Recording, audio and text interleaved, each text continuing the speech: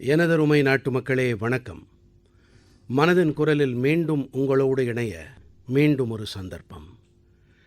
இன்றைய பகுதி என்னை உணர்ச்சியில் ஆழ்த்துவது. பழைய நினைவுகள் என்னை சூழ்ந்து விட்டன. ஏன் தெரியுமா? நம்முடைய மனதின் குரலுக்கு 10 வயதாகிவிட்டது. 10 ஆண்டுகள் முன்பாக மனதின் குரல் அக்டோபர் 3ஆம் தேதியன்று விஜயதசமி நன்னாளன்று தொடங்கப்பட்டது. அந்த நாள் எத்தனை புனிதமான நாள்!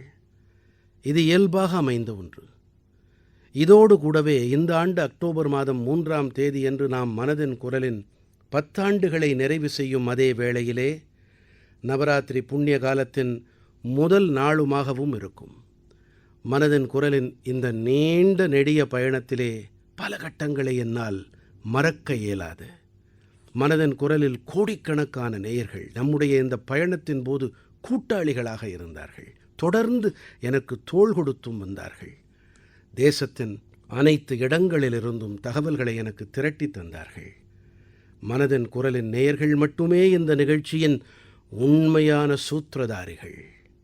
காரசாரமான விஷயம் இல்லை என்று சொன்னால், எதிர்மறை விஷயங்கள் இல்லை என்று சொன்னால், அந்த விஷயமோ நிகழ்ச்சியோ அதிக கவனத்தை பெறாது என்று பொதுவாகவே ஒரு கருத்து உண்டு. ஆனால் ஆக்கப்பூர்வமான தகவல்களுக்காக நாட்டு மக்களிடத்திலே எத்தனை தாகம் இருக்கிறது!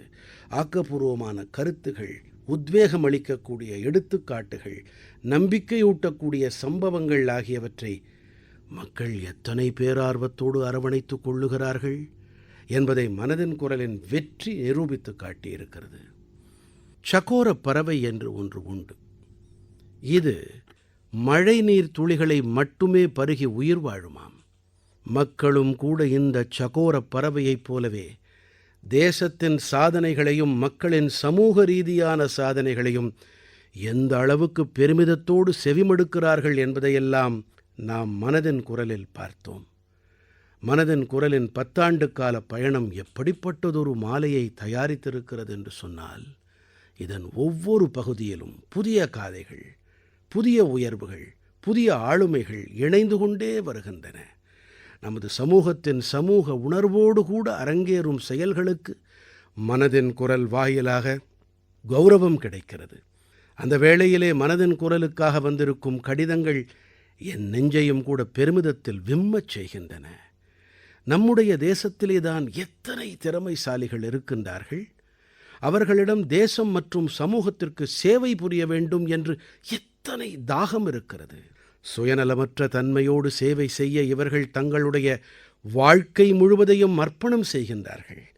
இவர்களைப் பற்றி தெரிந்து கொள்ளும் வேளையிலே என்னுள்ளும் ஆற்றல் பொங்குகிறது. மனதின் குரலின் இந்த மொத்த செயல்பாடும் என்னை பொறுத்தவரையில் எப்படிப்பட்டதென்றால், இது ஆலயம் சென்று இறைவனை வழிபடுவதற்கு ஒப்பானது.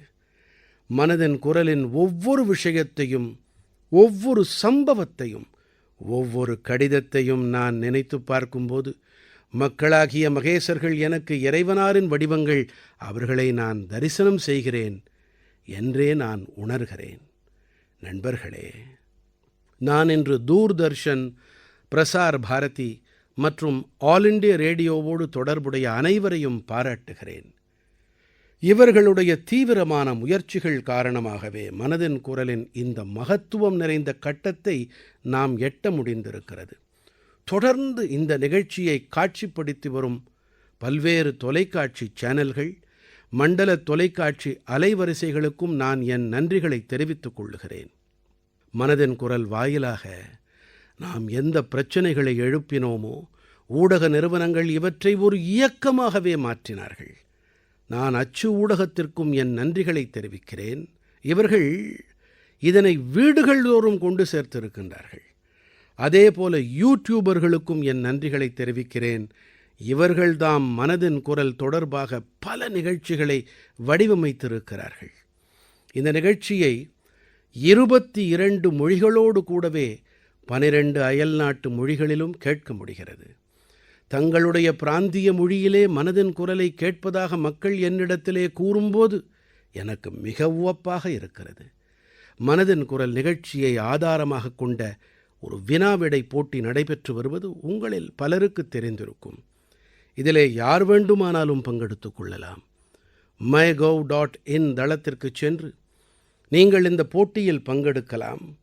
மகத்துவம் வாய்ந்த இன்றைய இந்த தருவாயில் நான் மீண்டும் ஒருமுறை உங்கள் அனைவரின் நல்லாசிகளையும் வேண்டுகிறேன். பவித்திரமான மனத்தோடும் முழுமையான அர்ப்பணிப்பு உணர்வோடும் இதைப் போன்றே பாரத நாட்டு மக்களுக்கு நான் வாழ்த்துப்பா பாடிக்கொண்டே இருக்க வேண்டும். தேசத்தின் சமூக சக்தியை நாம் அனைவரும் இதைப் போன்றே கொண்டாடிக்கொண்டே இருக்க வேண்டும். இதுவே இறைவனிடத்தில் என்னுடைய வேண்டுதல், மக்களாகிய மகேசர்களிடம் என் பிரார்த்தனை.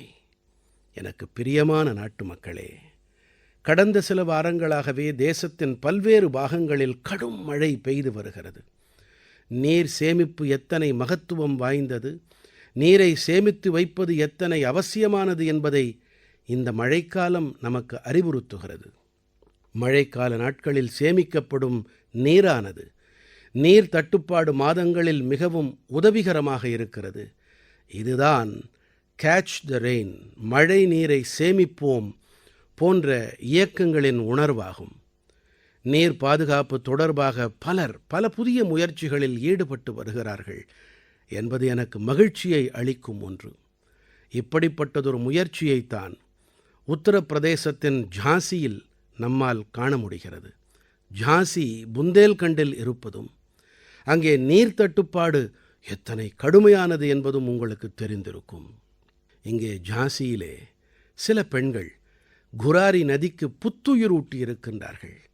இந்த பெண்கள் சுய உதவி குழுவோடு இணைந்தவர்கள். ஜல் சஹேலி, அதாவது நீர் தோழிகளாகி இந்த இயக்கத்திற்கு தலைமையேற்று நடத்தினார்கள். உயிரிழந்து போன குராரி நதியை இந்த பெண்கள் எவ்வாறு காப்பாற்றினார்கள் என்று உங்களால் கற்பனை கூட செய்து பார்க்க இயலாது. இந்த நீர்த்தோழிகள் சாக்குகளில் மணலை நிரப்பி தடுப்பணைகளை ஏற்படுத்தினார்கள். மழைநீர் வீணாகாமல் தடுத்தார்கள். நதியை நீரால் நிரம்பச் செய்தார்கள். இந்த பெண்கள் பல நூறு நீர்நிலைகளை உருவாக்கி அவற்றை புத்தாக்கம் செய்ய புரிந்தார்கள். இதன் காரணமாக இந்த பகுதியிலே மக்களுக்கு இருந்த நீர் பிரச்சனை தொலைந்து போனது. மக்களின் முகங்களிலே மகிழ்ச்சி மீண்டது. நண்பர்களே, ஒரு புறத்திலே பெண் சக்தி நீர் சக்தியை மேம்படுத்துகிறது என்றால், வேறொரு புறத்தில் நீர் சக்தியும் கூட பெண் சக்தியை பலப்படுத்துகிறது. மத்திய பிரதேசத்தின் 2 பெரிய கருத்தூக்கம் அளிக்கக்கூடிய முயற்சிகள் பற்றிய தகவல் கிடைத்தது. இங்கே டிண்டோரியின் ராய்புரா கிராமத்திலே ஒரு பெரிய குளத்தை நிறுவியதால் நிலத்தடி நீரின் மட்டம் கணிசமாக உயர்ந்தது. இதனால் ஆதாயம் இந்த கிராமத்தைச் சேர்ந்த பெண்களுக்கு கிடைத்தது. இங்கே சாரதா ஆஜீவிகா சுய உதவி குழுவைச் சேர்ந்த பெண்களுக்கு மீன் வளர்ப்பு என்ற புதிய தொழில் கிடைத்தது. இந்த பெண்கள் மீன் அங்காடியை தொடக்கினார்கள். இங்கே மீன்களை விற்று தங்களுடைய வருமானத்தை பெருக்கியும் கொண்டார்கள். மத்திய பிரதேசத்தின் சத்தர்பூரைச் சேர்ந்த பெண்களின் முயற்சியும் மிகவும் பாராட்டுக்குரியது. இங்கே இருக்கும் கோம்ப் கிராமத்தின் பெரிய குளம் வற்றத் தொடங்கிய போது பெண்கள் இதற்கு புத்துயிர் அளிக்கும் சவாலை மேற்கொண்டார்கள். ஹரிபகியா சுய உதவி குழுவைச் சேர்ந்த பெண்கள் குளத்திலிருந்து பெரிய அளவில் தூர்வாரி குளத்திலிருந்து எடுக்கப்பட்ட இந்த வண்டலை வளமற்ற நிலத்தில் கொட்டி அங்கே பழமரங்களை நட்டார்கள். இந்த பெண்களின் உழைப்பால் குளத்தில் நீர் நிறைந்ததோடு பயிர்களின் அறுவடையும் கணிசமாக உயர்ந்தது. தேசத்தின் பல்வேறு இடங்களிலும் நடந்தேறி வரும் நீர் சேமிப்பின் இத்தகைய முயற்சிகள் நீர் தட்டுப்பாட்டை எதிர்கொள்ள மிகவும் உதவிகரமாக இருக்கும். நீங்களும் கூட உங்கள் அக்கம் பக்கத்தில் இப்படிப்பட்ட முயற்சிகளில் கண்டிப்பாக ஈடுபடுவீர்கள் என்ற நம்பிக்கை எனக்கு முழுக்க உண்டு. என் மனம் நிறை நாட்டுமக்களே, உத்தராகண்டின் உத்தரகாசியில் இருக்கும் ஒரு எல்லைப்புற கிராமத்தின் பெயர் ஜாலா. இங்கிருக்கும் இளைஞர்கள் தங்களுடைய கிராமத்தை தூய்மையானதாக வைக்க புதிய முயற்சி ஒன்றை தொடங்கி இருக்கின்றார்கள். இவர்கள் தங்களுடைய கிராமத்திலே தன்யவாத் பிரகிருதி அல்லது இயற்கைக்கு நன்றி என்ற பெயரிலான இயக்கம் ஒன்றை தொடங்கி நடத்தி வருகின்றார்கள். இதன்படி கிராமத்தில் தினமும் 2 மணி நேரம் வரை துப்புரவு பணி மேற்கொள்ளப்பட்டு வருகின்றது. கிராமத்தின் வீதிகளில் இரைந்து கிடக்கும் குப்பைகளை ஒன்று திரட்டி இவற்றை கிராமத்திற்கு வெளியே குறிப்பிட்டதொரு இடத்தில் கொண்டு சேர்க்கின்றார்கள். இதனால் ஜாலா கிராமம் தூய்மையானதாக ஆகிறது. மக்களிடம் விழிப்புணர்வும் உண்டாகி வருகின்றது. இப்படி கிராமங்கள் தோறும், வீதிகள், குடியிருப்பு பகுதிகள் தோறும் தங்கள் இடங்களிலே நன்றி இயக்கத்தை தொடக்கினால் எத்தனை பெரிய மாற்றத்தை நம்மால் ஏற்படுத்திவிட முடியும். நண்பர்களே, தூய்மை தொடர்பாக புதுச்சேரியின் கடற்கரை பகுதியிலும் கூட பலமான முயற்சிகள் மேற்கொள்ளப்பட்டு வருகின்றன. இங்கே ரம்யா அவர்கள் மாஹே நகராட்சி மற்றும் இதன் அருகிலே இருக்கும் பகுதியைச் சேர்ந்த இளைஞர்களின் குழு ஒன்றை ஏற்படுத்தி வழிநடத்தி வருகிறார். இந்த குழுவைச் சேர்ந்தவர்கள் தங்கள் முயற்சிகள் வாயிலாக மாஹே பகுதியை, குறிப்பாக இங்கே இருக்கும் கடற்கரை பகுதிகளை முழுமையான வகையிலே தூய்மையானதாக ஆக்கி வருகின்றார்கள். நண்பர்களே, இங்கே நான் 2 முயற்சிகளைப் பற்றி மட்டுமே குறிப்பிட்டிருக்கிறேன். ஆனால் நமக்கருகே நாம் பார்த்தோம் என்றால் தேசத்தின் அனைத்து பாகங்களிலுமே தூய்மை தொடர்பாக ஏதாவது ஒரு வித்தியாசமான முயற்சி அரங்கேறி வருவதை கண்டிப்பாக நம்மால் காண முடியும். சில நாட்களுக்குப் பிறகு அக்டோபர் மாதம் 2ஆம் தேதியன்று தூய்மை பாரத் மிஷனின் 10 ஆண்டுகள் நிறைவடைய இருக்கின்றன. இதனை பாரத சரித்திரத்தின் இத்தனை பெரிய மக்கள் இயக்கமாக மாற்றியிருக்கும் அனைவருக்கும் இந்த சந்தர்ப்பத்தின் போது நாம் பாராட்டு தெரிவிக்க வேண்டும். தன் வாழ்க்கை முழுவதும் தூய்மை என்ற நோக்கத்திற்காக தன்னையே அர்ப்பணித்து வாழ்ந்த காந்தியடிகளுக்கு இது மெய்யான ஸ்ரத்தாஞ்சலிகளாகும். நண்பர்களே, இன்று இந்த தூய்மை பாரத இயக்கத்தின் வெற்றி காரணமாகவே வேஸ்ட் டு வெல்த், கழிவிலிருந்து செல்வம் என்ற மந்திரம் அனைவருக்கும் பிடித்தமானதாகி இருக்கிறது. மக்கள் ரெட்யூஸ், ரீயூஸ் மற்றும் ரீசைக்கிள், கழிவுகளை குறைப்பீர், மீள் பயன்படுத்துவீர், மறுசுழற்சி செய்வீர் என்பது குறித்து பேசத் தொடங்கியிருக்கிறார்கள். இதன் எடுத்துக்காட்டுகளை இயம்ப ஆரம்பித்து விட்டார்கள். கேரளத்தின் கோழிக்கோட்டிலே ஒரு அருமையான முயற்சி பற்றி எனக்கு தெரிய வந்தது. இங்கே 74 வயதான சுப்பிரமணியன் அவர்கள் 23,000த்திற்கும் மேற்பட்ட நாற்காலிகளை சீர் செய்து இவற்றை மீள் பயன்பாட்டிற்கு கொண்டு வந்திருக்கிறாராம். மக்கள் இவரை ரெட்யூஸ், ரீயூஸ், ரீசைக்கிள், அதாவது RRR சாம்பியன் என்றும் அழைக்கிறார்களாம். இவருடைய இந்த வித்தியாசமான முயற்சிகளின் வெளிப்பாடுகளை கோழிக்கோடு சிவில் ஸ்டேஷன், பொதுப்பணித்துறை மற்றும் ஆயுள் காப்பீட்டுக் கழகம் போன்ற நிறுவனங்களின் அலுவலகங்களில் காண முடியும். நண்பர்களே, தூய்மை தொடர்பாக நடந்து வரும் இயக்கத்தில் நாம் அதிகபட்ச மக்களை இணைக்க வேண்டும். இந்த இயக்கம் மட்டுமே ஏதோ ஒரு நாளோ ஓராண்டோ நடந்து முடிந்துவிடும் இயக்கம் அல்ல. இது பல யுகங்களாக தொடர்ந்து செய்யப்படக்கூடிய பணியாகும். தூய்மை என்பது நமது இயல்பாகவே ஆகும் வரையில் இந்த பணி தொடரும். நீங்களும் உங்கள் குடும்பத்தார், நண்பர்கள், அண்டை அயலார் அல்லது சக ஊழியர்களோடு இணைந்து தூய்மை இயக்கத்தில் பங்கெடுக்க வேண்டும் என்று நான் உங்கள் அனைவரிடத்திலும் வேண்டி கேட்டுக்கொள்கிறேன். தூய்மை பாரத இயக்கத்தின் வெற்றியின் பொருட்டு நான் உங்கள் அனைவருக்கும் என்னுடைய வாழ்த்துக்களை மீண்டும் தெரிவித்துக் கொள்கிறேன். என் மனம் நிறை நாட்டு மக்களே, நமது மரபு, பாரம்பரியம் குறித்து நம் அனைவருக்கும் பெருமை உண்டு. வளர்ச்சியோடு சேர்ந்து மரபும் என்று நான் எப்போதுமே கூறி வந்திருக்கிறேன். இதன் காரணமாகவே சில நாட்கள் முன்பு எனது அமெரிக்க பயணத்தின் ஒரு குறிப்பிட்ட அம்சம் குறித்து பல செய்திகள் வந்த வண்ணம் இருக்கின்றன. மீண்டும் ஒரு முறை நமது தொன்மையான கலைப்படைப்புகள் நாடு மீண்டிருப்பது தொடர்பாக நிறைய விவாதங்கள் நடைபெற்று வருகின்றன. இது தொடர்பாக உங்கள் அனைவரின் உணர்வுகளையும் என்னால் புரிந்து கொள்ள முடிகிறது. மேலும் மனதின் குரல் நேயர்களுக்கும் இதை பற்றி பகிர்ந்து கொள்ள விழைகிறேன். நண்பர்களே, எனது அமெரிக்க பயணத்தின் போது அமெரிக்க அரசாங்கம் பாரதத்திடம் கிட்டத்தட்ட 300 தொன்மையான கலைப்படைப்புகளை திருப்பிக் கொடுத்தது. அமெரிக்க குடியரசுத் தலைவர் பைடன் அவர்கள் பெரும் இணக்கத்தை வெளிப்படுத்தி டெலாவேரில் உள்ள தன்னுடைய தனிப்பட்ட இல்லத்தில் இவற்றில் சில கலைப்படைப்புகளை என்னிடத்தில் காட்டினார். திருப்பிக் கொடுக்கப்பட்ட கலைப்படைப்புகள் சுடுமண் பாண்டம், கல், யானையின் தந்தம், மரம், வெண்கலம், செம்பு போன்றவற்றால் ஆனவையாக இருந்தன. இவற்றில் பல 4000 ஆண்டுகள் பழமையானவை. 4000 ஆண்டுகள் பழமையானவை தொடங்கி 19ஆம் நூற்றாண்டு வரையிலான கலைப்படைப்புகளை அமெரிக்கா திரும்பக் கொடுத்திருக்கிறது. இவற்றில் பூஜாடி, கடவுளர்களின் சுடுமண் திருவுருவங்கள், அவற்றின் பட்டைகள், ஜைன தீர்த்தங்கரர்களின் திருவுருவங்களைத் தவிர பகவான் புத்தர், பகவான் ஸ்ரீகிருஷ்ணரின் திருவுருவங்களும் அடங்கும். திரும்பக் கொடுக்கப்பட்ட பொருட்களில் பல்வேறு அளவுகளில் விலங்கினங்களும் இருக்கின்றன. ஆடவர் பெண்டிர் வடிவிலான ஜம்மு காஷ்மீரத்தின் சுடுமண்ணோடுகள் மிகவும் சுவாரஸ்யமானவையாக இருந்தன. இவற்றில் செம்பாலான பிள்ளையாரின் மூர்த்தங்களும் இருந்தன.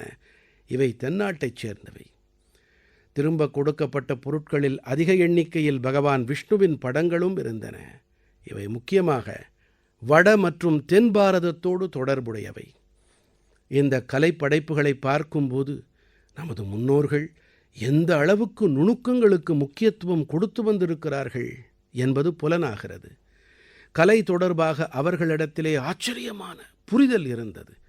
இவற்றில் பல கலைப்படைப்புகள் கடத்தப்பட்டவை, பிற சட்டவிரோதமான முறைகளில் தேசத்திற்கு வெளியே கொண்டு செல்லப்பட்டவை. இவை கடுமையான குற்றங்கள். ஒரு புறத்திலே நம்முடைய மரபை சிதைப்பது போன்றதாகும். ஆனால் ஒரு விஷயம் சந்தோஷம் அளிப்பது என்னவென்றால், கடந்த 10 ஆண்டுகளில் இப்படிப்பட்ட பல கலைப்படைப்புகள், நமது பல தொன்மையான மரபுச் சின்னங்கள் மீட்கப்பட்டிருக்கின்றன. இந்த திசையில் இன்று பாரதம் பல நாடுகளோடு இணைந்து பணியாற்றி வருகிறது. நமது மரபின் மீது நாம் பெருமிதம் கொள்ளத் தொடங்கும் போது உலகமும் அதனை மதிக்கும் என்பதே என் நம்பிக்கை என்பதோடு, இதன் விளைவாகவே இன்று உலகின் பல நாடுகள் நம் நாட்டிலிருந்து வெளிச்சென்ற இப்படிப்பட்ட கலைப்படைப்புகளை நமக்கு திருப்பிக் கொடுத்து கொண்டிருக்கின்றன. எனதருமை நாட்டு மக்களே, மிகச் சுலபமாகவும் விரைவாகவும் எந்த மொழியை கற்றுக்கொள்ள முடியும் என்று எந்த ஒரு சிறுவனிடத்திலும் வினவினால் தாய்மொழி என்றே விடை வரும். நம்முடைய தேசத்திலே சுமார் 20,000 மொழிகளும் வழக்கு மொழிகளும் இருக்கின்றன. இவை அனைத்தும் யாரோ ஒருவருக்கு தாய்மொழியாக இருக்கின்றன. சில மொழிகளை பயன்படுத்துவோரின் எண்ணிக்கை குறைவானதாக இருக்கலாமானாலும் அந்த மொழிகளை பாதுகாக்க இன்று வித்தியாசமான முயற்சிகள் மேற்கொள்ளப்பட்டு வருகின்றன. டிஜிட்டல் புதுமை புகுத்தல் துணையோடு சந்தாலி மொழிக்கு புதிய அடையாளம் அளிக்கும் இயக்கம் தொடங்கப்பட்டிருக்கிறது. சந்தாலி மொழி நமது தேசத்தின் பல மாநிலங்களில் வசிக்கும் சந்தால் பழங்குடியினச் சமுதாய மக்களின் மொழியாக இருக்கிறது. பாரதம் தவிர வங்கதேசம், நேபாளம், பூட்டான் ஆகிய இடங்களிலும் கூட சந்தாலி மொழி பேசும் பழங்குடி சமூகத்தார் இருக்கின்றார்கள். சந்தாலி மொழிக்கான இணையவழி அடையாளத்தை உருவாக்க ஒடிஷாவின் மயூர்பஞ்சில் வசிக்கும் ராம்ஜீத் டுடு அவர்கள் ஒரு இயக்கத்தை தொடங்கியிருக்கின்றார்கள். ராம்ஜீத் அவர்கள் ஏற்படுத்தியிருக்கும் டிஜிட்டல் தளத்தில் சந்தாலி மொழியோடு தொடர்புடைய இலக்கியத்தை படிக்க இயலும், சந்தாலி மொழியில் எழுத இயலும். சில ஆண்டுகள் முன்பாக ராம்ஜீத் அவர்கள் கைபேசியை பயன்படுத்த தொடங்கிய போது தனது தாய்மொழியிலே தகவல்களை அனுப்ப முடியவில்லையே என்று வருந்தினார். இதன் பிறகு சந்தாலி மொழியின் எழுத்துருவான ஓல் சிக்கியில் தட்டச்சு செய்வதற்கான சாத்தியக்கூறுகளை ஆராய்ந்தார். தனது சில கூட்டாளிகளின் துணையோடு இவர் ஓல் சிக்கியில் தட்டச்சு செய்யும் நுட்பத்தை மேம்படுத்தினார். இன்று இவருடைய முயற்சிகள் காரணமாக சந்தாலி மொழியில் எழுதப்பட்ட கதைகள், கட்டுரைகள் எல்லாம் லட்சக்கணக்கான மக்களை சென்றடைந்து வருகின்றன. நண்பர்களே, நமது உறுதிப்பாடும் சமூக பங்களிப்பும் சங்கமிக்கும் போது ஒட்டுமொத்த சமுதாயத்திற்கும் அற்புதமான விளைவுகள் மலர்கின்றன.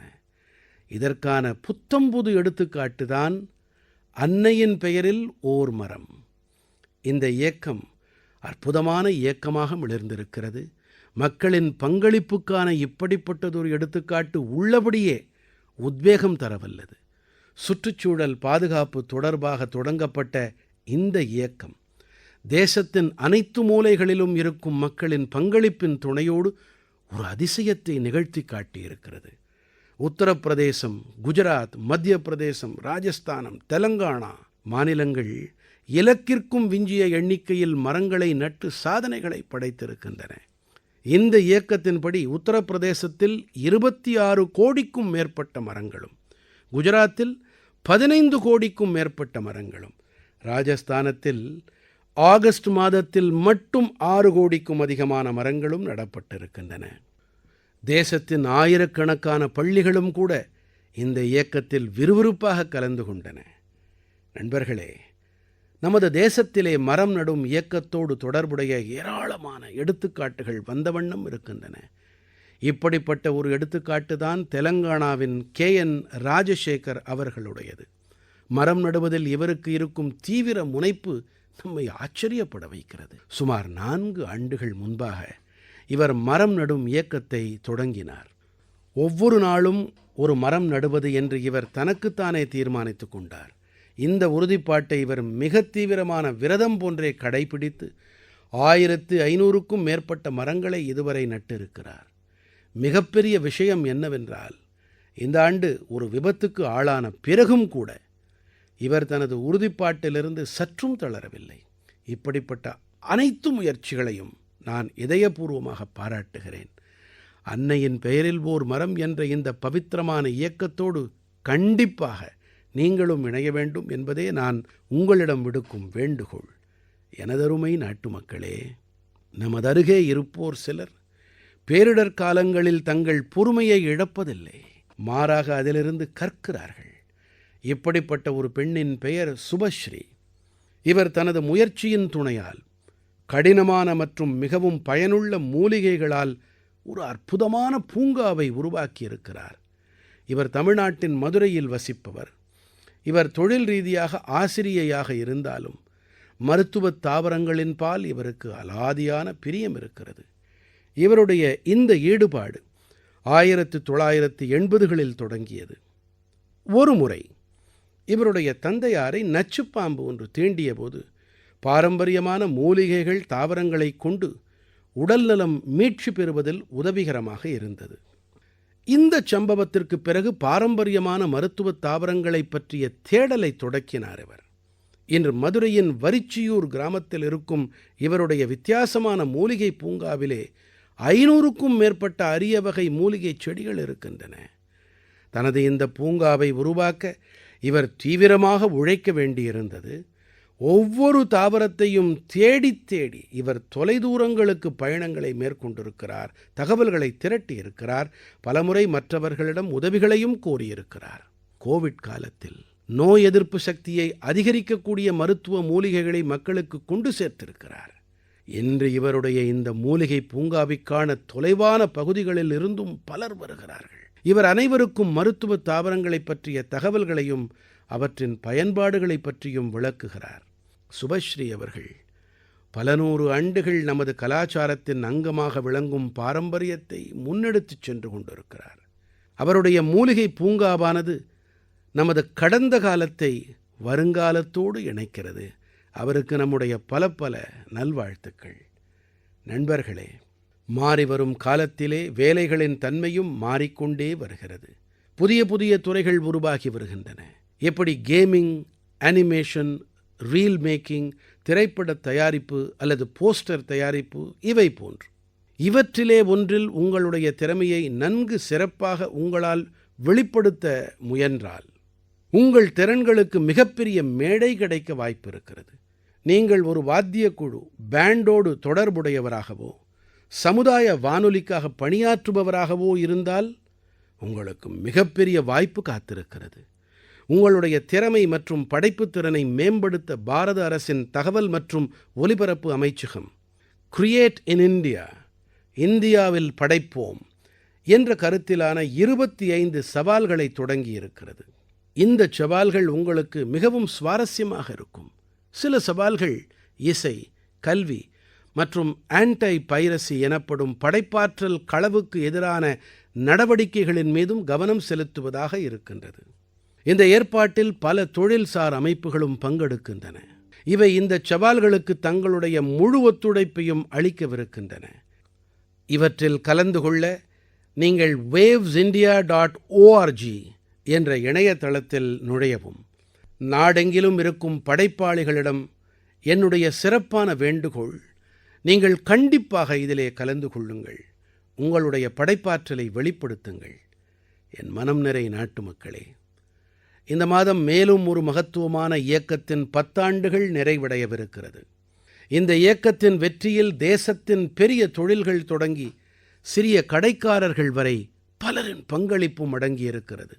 நான் இந்தியாவில் தயாரிப்போம் பற்றித்தான் பேசிக் கொண்டிருக்கிறேன். இன்று ஏழைகள், மத்திய தட்டு மக்கள் மற்றும் சிறு குறு நடுத்தர தொழில் நிறுவனங்கள் இந்த இயக்கத்தால் மிகுந்த ஆதாயம் அடைந்து வருகின்றார்கள். இந்த இயக்கத்தால் அனைத்து வர்க்கத்தைச் சேர்ந்த மக்களுக்கும் தங்களுடைய திறமைகளை வெளிப்படுத்தும் ஒரு சந்தர்ப்பம் கிட்டியிருக்கிறது. இன்று பாரதம் தயாரிப்பின் சக்தி பீடமாக ஆகி வருகிறது. தேசத்தின் இளைஞர் சக்தி காரணமாக உலகெங்கிலும் உள்ளோர் பார்வையும் நம்மீதுதான் குவிந்திருக்கிறது. வாகன தயாரிப்பாகட்டும், ஜவுளிகளாகட்டும், விமானங்களாகட்டும், மின்னணுப் பொருட்களாகட்டும், பாதுகாப்பு தளவாடங்களாகட்டும், அனைத்து துறைகளிலும் தேசத்தின் ஏற்றுமதி தொடர்ந்து அதிகரித்துக் கொண்டே இருக்கிறது. தேசத்தில் அந்நிய நேரடி முதலீடும் தொடர்ந்து அதிகரித்து வருவதும் கூட நமது இந்தியாவில் உருவாக்குவோம் என்பதின் வெற்றிக்கு பரணி பாடுகிறது. இப்போது நாம் முக்கியமாக 2 விஷயங்களின் மீது கவனம் செலுத்தி வருகிறோம்.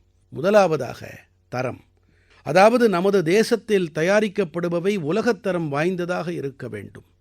இரண்டாவதாக உள்ளூர் பொருட்களுக்கு குரல் கொடுத்தல், அதாவது அந்தந்த வட்டாரங்களில் தயாரிக்கப்படும் பொருட்களுக்கு அதிகபட்ச ஊக்கமளிக்கப்பட வேண்டும். மனதின் குரலில் நாம் #MyProductMyPride குறித்தும் விவாதித்திருக்கிறோம். உள்ளூர் பொருட்களுக்கு ஊக்கமளிக்கப்படுவதால் நாட்டு மக்களுக்கு எந்த வகையில் ஆதாயம் ஏற்படுகிறது என்பதற்கான ஒரு எடுத்துக்காட்டையும் முன்வைக்கிறேன். மகாராஷ்டிர மாநிலத்தின் பண்டாரா மாவட்டத்தில் ஜவுளிக்கென ஒரு பண்டைய பாரம்பரியம் உண்டு. Bhandara tussar silk handloom. Tussar வகைப்பட்டு தனது பிரத்யேகமான வடிவமைப்பு, வண்ணம் மற்றும் உறுதிக்காக பெயர் போனது. பண்டாராவின் சில பாகங்களில் 50க்கும் மேற்பட்ட சுய உதவிக் குழுக்கள் இதை பாதுகாக்கும் பணியில் ஈடுபட்டு வருகின்றன. இவற்றில் பெண்களின் பங்களிப்பு மிகப்பெரியது. இந்த பட்டு விரைவாக அனைவரின் கவனத்தையும் கவரத் தொடங்கியிருக்கிறது. உள்ளூர் சமூகங்களின் அதிகார பங்களிப்புக்கு வழிவகை செய்கிறது. இதுதானே இந்தியாவில் உருவாக்குவோம் என்பதன் உணர்வு. நண்பர்களே, பண்டிகைகளின் இந்த பருவத்தில் நீங்கள் மீண்டும் உங்களுடைய பழைய உறுதிப்பாட்டை மறந்துவிட வேண்டாம். எந்த ஒன்றை நீங்கள் வாங்க நேர்ந்தாலும் அது இந்தியாவில் தயாரிக்கப்பட்ட பொருளாக இருக்க வேண்டும். எந்த ஒரு பரிசுப் பொருளை நீங்கள் அளித்தாலும் அது இந்தியாவில் தயாரிக்கப்பட்டதாக இருக்க வேண்டும். ஏதோ மண் அகல் விளக்குகளை வாங்குவது மட்டுமே உள்ளூர் பொருட்களுக்கு குரல் கொடுப்பதாக ஆகாது. உங்கள் பகுதியில் தயாரிக்கப்படும் அனைத்து பொருட்களுக்கும் அதிகபட்ச ஊக்கமளித்து அதை முன்னெடுத்துச் செல்ல வேண்டும். எந்த ஒரு பொருளாக இருந்தாலும் அதை உருவாக்குவதில் இந்திய தொழிலாளி கைவினைஞரின் வியர்வை சிந்தப்பட்டிருந்தால், பாரத நாட்டுப் பொருள்களால் தயாரிக்கப்பட்டதாக இருந்தால் அது நம்முடைய பெருமிதம். இந்த கௌரவத்தை, இந்த பெருமிதத்தை நாம் எப்போதும் கொண்டாடுவோம். நண்பர்களே, மனதின் குரலின் இந்த பகுதியில் உங்களோடு இணைந்து பயணித்தது மிகவும் சுகமாக இருந்தது. இந்த நிகழ்ச்சியோடு உங்களை இணைத்துக் கொண்டு உங்களுடைய கருத்துக்கள், ஆலோசனைகளை கண்டிப்பாக அனுப்பி வையுங்கள். உங்களுடைய கடிதங்கள், கருத்துக்கள், தகவல்களுக்காக நான் எப்போதும் காத்திருப்பேன். சில நாட்கள் கழித்து பண்டிகைகளின் காலம் தொடங்க இருக்கிறது. நவராத்திரி தொடங்க இருக்கிறது. அடுத்த 2 மாதங்கள் வரை பூஜைகள், வழிபாடுகள், விரதங்கள், பண்டிகைகள், உற்சாகம், உல்லாசம் என நாலாபுறங்களிலும் இந்தச் சூழல் பரவியிருக்கும். நான் வரவிருக்கும் பண்டிகைகள் அனைத்திற்குமான நல்வாழ்த்துக்களை உங்கள் அனைவருக்கும் தெரிவிக்கிறேன். நீங்களும் உங்கள் குடும்பத்தாரோடு இணைந்து அனைத்து பண்டிகைகளையும் நன்கு கொண்டாடுங்கள், ஆனந்தத்தை அனுபவியுங்கள், மற்றவர்களையும் உங்கள் மகிழ்ச்சியில் கலந்து கொள்ளச் செய்யுங்கள். அடுத்த மாதம் மனதின் குரலில் மேலும் புதிய விஷயங்களோடு உங்களை வந்து சந்திக்கிறேன். உங்கள் அனைவருக்கும் என் மனமார்ந்த நன்றிகள்.